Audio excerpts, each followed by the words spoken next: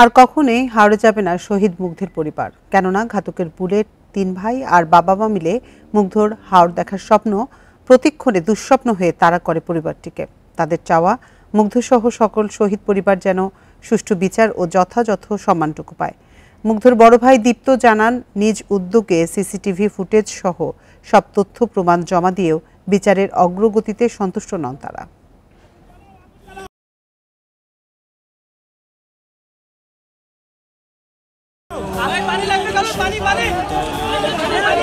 24-এর গণ আন্দোলনে উত্তাল জুলাইয়ের 18 তারিখে উত্তরার আজমপুরে এভাবেই সহযোদ্ধাদের পিপাসা মেটাতে গিয়ে ঘাতকের গুলিতে শহীদ হন মেধাবী ছাত্র মীর মাহফুজুর রহমান মুগ্ধ। নির্মম মৃত্যুর সেই দৃশ্য মুহূর্তেই ছড়িয়ে পড়ে সামাজিক যোগাযোগ মাধ্যমে, যা দেখে তীব্র ক্ষোভে ফুঁসে ওঠে গোটা জাতি। খুলনা বিশ্ববিদ্যালয় থেকে গণিতে স্নাতক শেষ করে বাংলাদেশ ইউনিভার্সিটি অব প্রফেশনালস বিউপিতে স্নাতকোত্তরে ভর্তি হয়েছিলেন মুগ্ধ।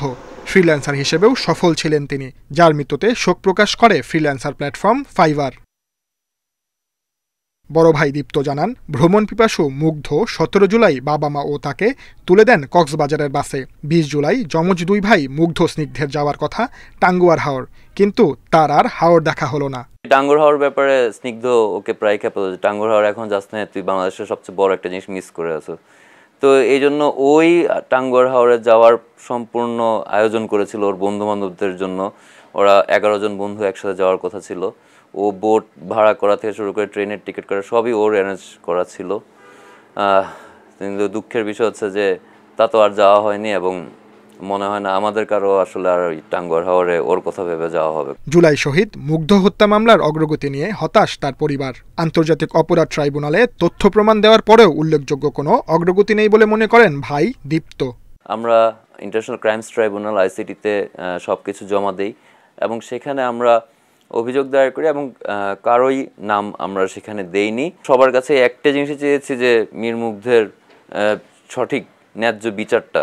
তো সেটা নিয়ে আসলে এখনো পর্যন্ত দৃশ্যমান কিছু পাইনি, যা আসলে আমাদেরকে খুবই হতাশ করছে।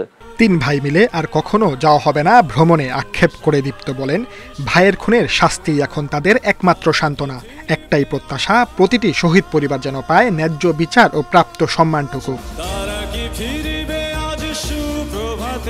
Sajjad Hossain, Independent News, Dhaka.